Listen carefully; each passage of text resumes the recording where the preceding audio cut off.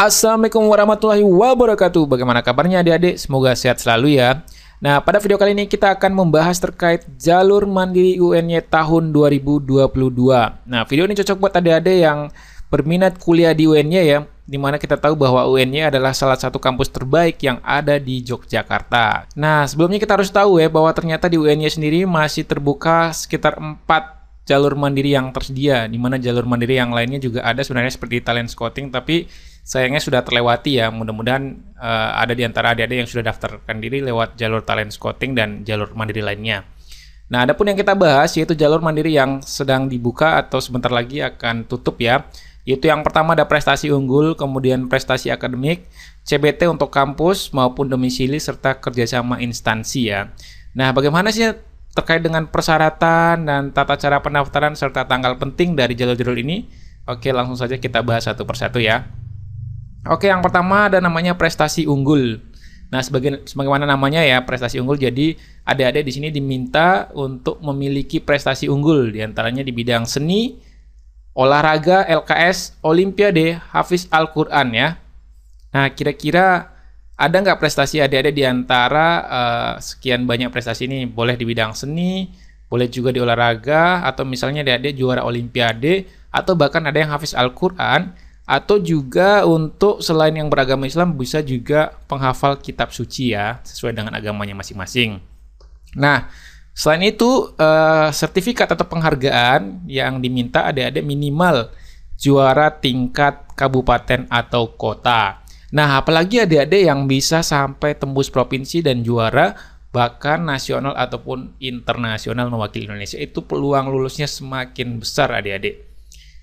Jadi silakan adik-adik ingat apa prestasi terbaik adik-adik yang kira-kira minimal tingkat kabupaten di antara prestasi-prestasi ini. Nah, selain itu, bagi yang prodi olahraga atau seni seperti biasa, harus mengunggah portofolio ya, keterampilan sesuai dengan pilihan prodi. Misalnya seni musik ya, adik-adik ahli di musik tuh musik yang seperti apa, seperti itu kan. Begitupun olahraga. Misalnya olahraga tuh di bidang apa keahliannya. Jadi seperti yang adik-adik lakukan ketika mendaftar SNMPTN ya. Tentu harus melampirkan atau menunjukkan portofolio di bidang seni atau olahraga ketika adik-adik memilih salah satu dari jurusan seni atau olahraga, seperti itu ya. Nah, adapun biayanya sebesar Rp200.000 ya. Dan jadwal pentingnya itu tanggal 5 Juli 2022 ini adalah sebagai deadline-nya. Jadi batas akhir pendaftaran jalur mandiri prestasi unggul. Dan pengumumannya sendiri adalah 13 Juli tahun 2022. Dan namanya juga prestasi unggul, jadi yang dinilai adalah keunggulan dari prestasi adik-adik. Jadi tanpa tes lagi seperti SBMPTN kemarin. Yang mungkin ada di antara adik-adik yang masih kurang beruntung di jalur SBMPTN, jangan khawatir. Lewat jalur prestasi unggul ini, apabila adik-adik punya prestasi di bidang yang kakak sebutkan tadi, maka peluangnya lebih besar dan tanpa tes lagi ya. Jadi tidak perlu belajar lagi seperti itu. Oke, sampai sini paham adik-adik ya? Oke, kalau paham kita lanjut ke jalur mandiri berikutnya. Yaitu yang kedua adalah prestasi akademik, sesuai dengan namanya ya. Jadi adik-adik diminta untuk melampirkan nilai raport. Jadi siapa tahu nih ada adik-adik yang prestasi akademik di sekolahnya itu bagus sekali, bisa masuk top 3 di sekolahnya misalnya, itu sangat mendukung adik-adik. Selain dari nilai raport, adik-adik juga diminta untuk melampirkan prestasi akademik. Nah, apa bedanya dengan jalur sebelumnya? Jadi kalau yang prestasi unggul tadi kan yang dinilai adalah prestasi di bidang olahraga, seni, dan lain sebagainya di tingkat kabupaten ya, tanpa melampirkan nilai raport. Nah, kalau ini mewajibkan untuk melampirkan nilai raport. Jadi nilai adalah nilai raport, selain itu prestasi akademik juga. Nah, akademik ini jadi harus sesuai dengan bidangnya. Misalnya nih, adik-adik pengen ngambil jurusan pendidikan kimia misalnya. Nah, ternyata nilai raport adik-adik juga tinggi di nilai kimia, selain juga nilai-nilai yang lain juga mendominasi. Sementara untuk prestasi akademiknya, misalnya adik-adik menjuarai lomba olimpiade misalnya. Jadi olimpiade tingkat kabupaten, provinsi, bahkan nasional di bidang kimia. Jadi itu sangat mendukung sekali untuk kemungkinan adik-adik lulus di jalur prestasi akademik. Seperti itu ya. Jadi sejalur adik-adik sudah juara olimpiade bidang kimia, nilai raport kimianya tinggi, begitupun nilai yang lain, sehingga UN-nya menilai bahwa adik-adik punya potensi di bidang studi kimia, sehingga nanti ketika kuliah di UNY memudahkan adik-adik menyelesaikan diri, bahkan bisa berprestasi lebih lagi, seperti itu ya. Nah, adapun biayanya sebesar 200.000 sama dengan jalur sebelumnya, dan jadwalnya itu di tanggal 5 Juli tahun 2022, sama juga untuk deadline pendaftarannya dan pengumumannya tanggal 13 Juli tahun 2022. Jadi sebentar lagi nih adik-adik, jangan sampai terlewati ya buat adik-adik yang ingin sekali kuliah di UNY, seperti itu ya. Oke, sampai sini paham adik-adik ya? Oke, kalau paham kita lanjut ke jalur berikutnya. Nah, yang ketiga adalah CBT kampus dan domisili. Ini bisa sebenarnya atau juga nih ya. Jadi ketentuannya adik-adik boleh memilih dua prodi yang berbeda. Boleh memilih Saintek ataupun Sosum. Jadi kalau Saintek ya Saintek saja, kalau Sosum ya Sosum saja ya. Jadi dua prodi, tidak ada istilahnya campuran di jalur ini. Dan tentu adik-adik diminta untuk menunjukkan portofolio ya bagi jurusan yang bagi adik-adik yang mengambil prodi olahraga ataupun seni ya, seperti biasa. Karena namanya CBT ya, Computer Based Test, jadi ada tesnya nanti beda dengan dua jalur sebelumnya. Dimana untuk materi tesnya, adik-adik nanti harus banyak belajar lagi terkait dengan TPA, tes potensi akademik. Kemudian ada bahasa Inggris, bahasa Indonesia, IPA ataupun IPS. Jadi yang Saintek nanti akan dites IPA-nya, kemudian yang Sosum akan dites IPS. Seperti itu ya. Jadi tinggal milih saja nanti mau masuk yang Saintek atau Sosum ya. Nah, untuk jadwal sendiri, ada CBT kampus itu tanggal 20 Juli tahun 2022 ya.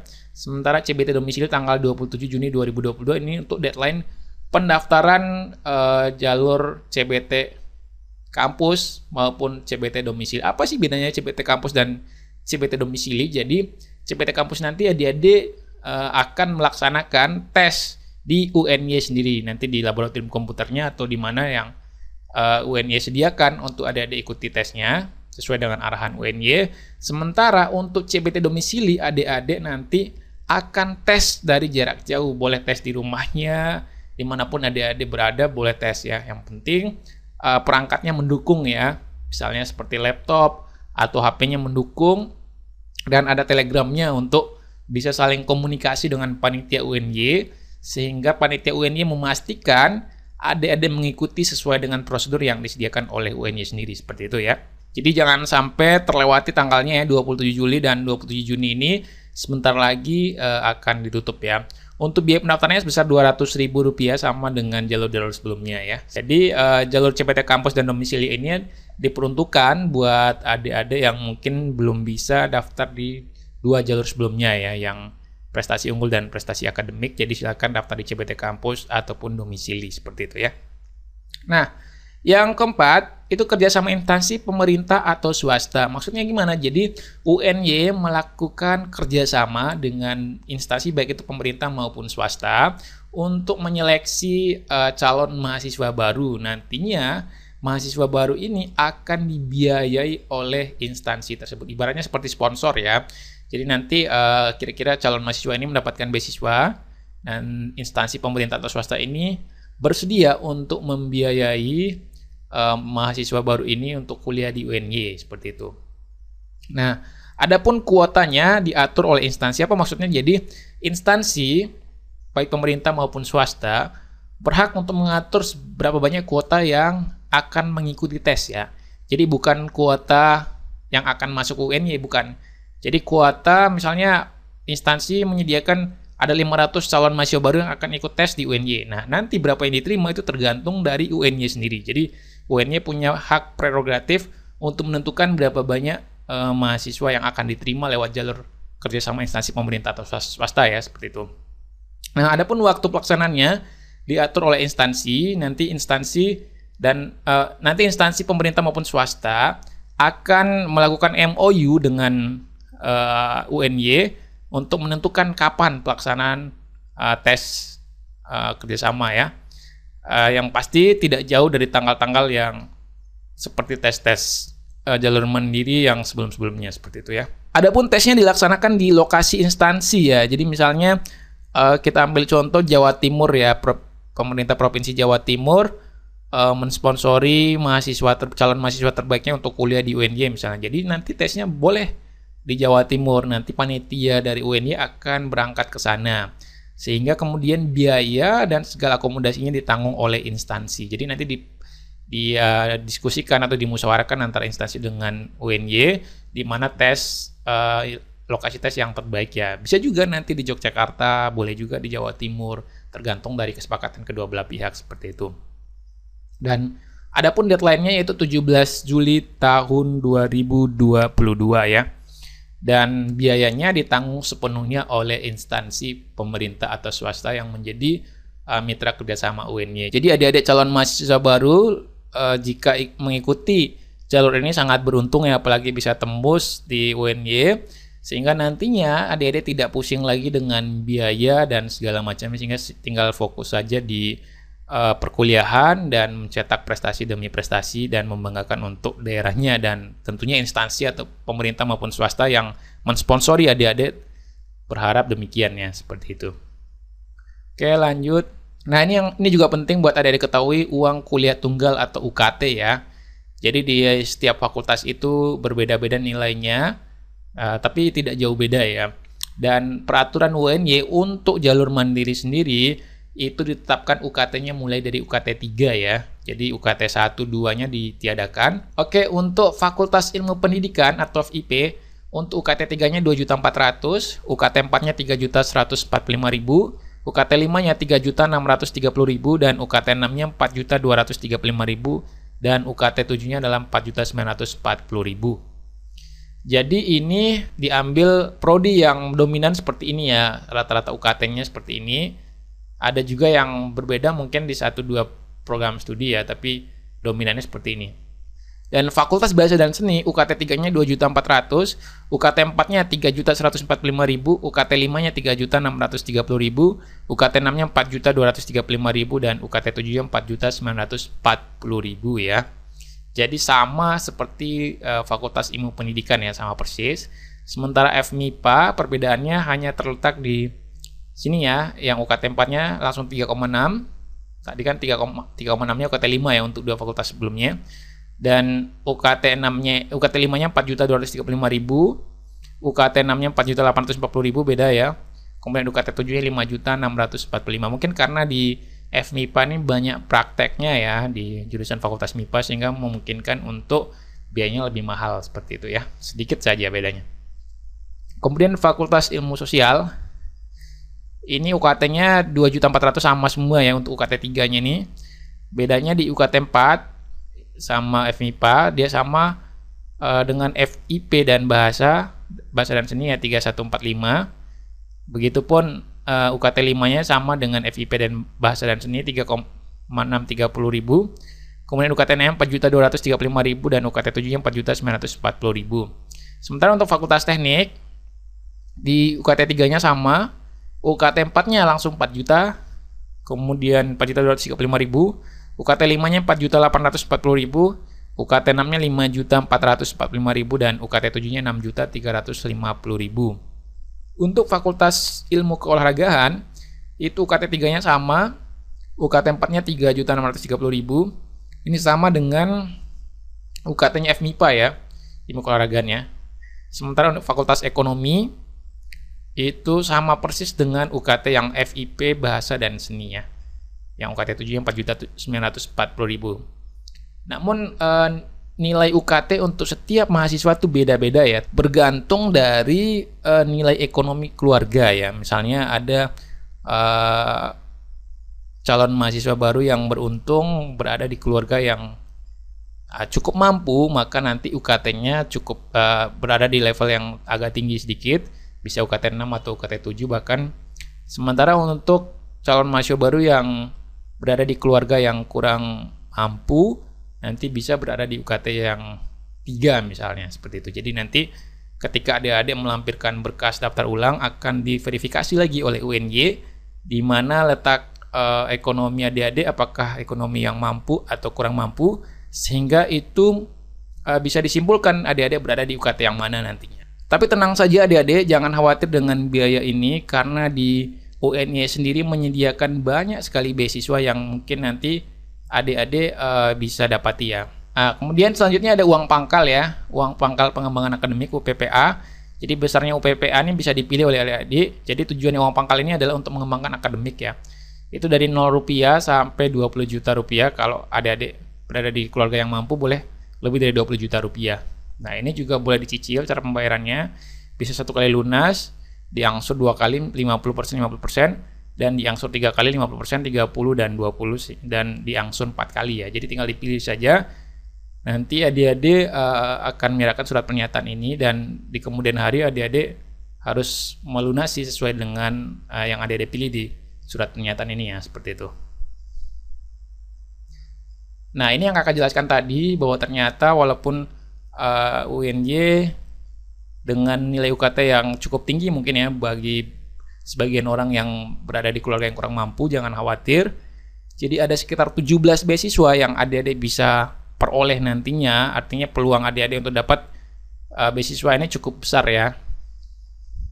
Yang mana dari 17 beasiswa ini adik-adik silakan coba saja mana yang kira-kira sesuai dengan kriteria dan kemampuan adik-adik. Misalnya beasiswa peningkatan prestasi akademik ya, ini biasa kita kenal sebagai beasiswa PPA ya, sudah sangat sering ya, familiar ya di di mahasiswa ya. Kemudian ini yang nomor 1 ini biasanya menilai akademik dari mahasiswa itu sendiri, IPK-nya misalnya harus lebih dari 3, apalagi bisa di atas 3,5 ya, jadi kemungkinannya tinggi ya untuk memperoleh ini. Kemudian ada juga beasiswa bantuan biaya pendidikan atau pendidikan PPA ya, beasiswa afirmasi pendidikan adik. Nah ini yang dari Papua, beasiswa adik Papua, biasanya Papua menyediakan begitu banyak bantuan ya atau beasiswa buat mahasiswanya. Kemudian ada beasiswa unggulan Kemendikbud, ini juga dari Kemendikbud. Kemudian beasiswa Dinas Dikpora DIY ya, bagi ada yang berasal dari daerah istimewa Yogyakarta, ini peluangnya besar. Kemudian beasiswa bantuan Dinas Dikpora DIY, beasiswa Bank Indonesia, ini biasanya nilainya cukup besar ya adik-adik. Kemudian beasiswa Super Semar, beasiswa unggulan Super Semar, beasiswa Toyota Astra, beasiswa Salim, beasiswa Yayasan Orbit, hingga beasiswa Lipo Bank ya. Jadi banyak sekali beasiswanya. Ini juga yang nomor 15 ini beasiswa Ormawa ya, organisasi mahasiswa buat adik-adik yang sering atau senang bergelut di dunia keorganisasian ya. Jadi nanti ketika adik-adik jadi ketua, sekretaris, bendahara, atau orang-orang penting di organisasi itu, maka peluang untuk dapat beasiswa Ormawanya cukup besar ya, seperti itu.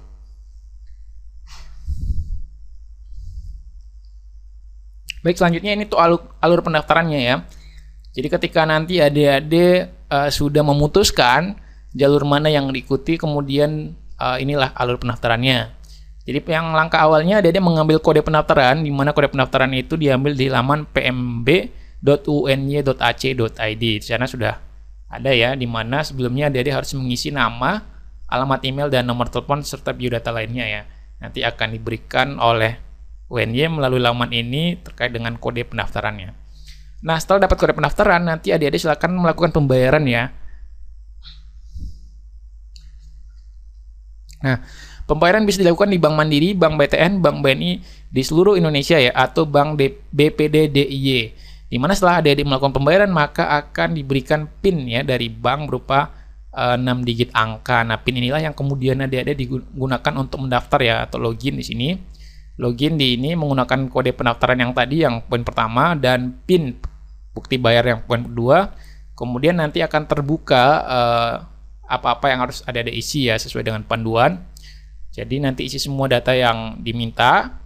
Kemudian yang keempat adalah setelah datanya lengkap dan pas sesuai dengan data diri adik-adik, maka lakukan finalisasi ya.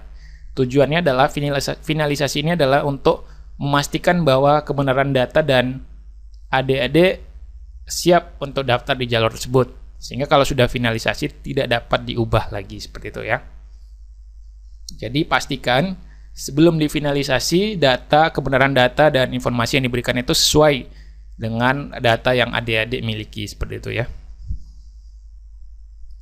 Nah, kemudian nomor 5, cetak kartu peserta, di mana peserta wajib mencetak kartu peserta sebagai bukti keikutsertaan seleksi mandiri S1 UNY ya. Jadi setelah finalisasi nanti adik-adik cetak kartunya sebagai bukti bahwa adik-adik sah sebagai calon mahasiswa baru yang mengikuti jalur mandiri UNY ya. Semoga calonnya menjadi terhapus ya, jadi mahasiswa nantinya. Amin, amin. Kemudian setelah itu mengikuti ujian, adik-adik peserta SM jalur CBT. Jadi yang ikut ujian itu yang jalur CBT ya. Dan yang instansi pemerintah nanti juga seperti itu. Dan prestasi OR ini olahraga ya. Olahraga unggul wajib mengikuti tes CBT ini yang sudah lewat ya. Makanya kakak tidak bahas. Waktu ujiannya tercetak di kartu peserta seperti itu. Nah, hasil seleksinya diumumkan di http://pmb.uny.ac.id. Jadi terus pantau website ini sesuai dengan tanggal yang telah ditetapkan, sehingga adik-adik tahu apakah kemudian adik-adik bisa lulus di UNY atau tidak, seperti itu ya. Nah, untuk kantor layanan admisi Jalan Kolombo nomor 1 Yogyakarta 55281 Gedung Rektorat UNY Sayap Utara lantai 1. Nah, bagi adik-adik yang masih ada banyak pertanyaan yang masih bingung, ada yang ingin ditanyakan ya silakan hubungi nomor ini ya, telepon ini. Ini tentu teleponnya jam kerja ya, dari jam 7.30 sampai jam 16.00 WIB ya, waktu Indonesia Barat ya. Kemudian bisa juga WA di sini dan atau mail ke pmb@uny.ac.id jika ada hal-hal yang ingin ditanyakan. Dan bagi adik-adik yang ingin tahu juga kuota berapa sih yang diterima di jalur atau di jurusan yang adik-adik ingin masuk di UNY, silakan tulis di kolom komentar ya. Nanti kakak akan jawab satu-satu sesuai dengan prodi apa yang adik-adik ingin masuk ya, dan peluangnya seperti apa, seperti itu ya. Oke, jika video ini bermanfaat jangan lupa like, komen, dan subscribe, dan bagikan ke teman-temannya. Demikian, wassalamualaikum warahmatullahi wabarakatuh.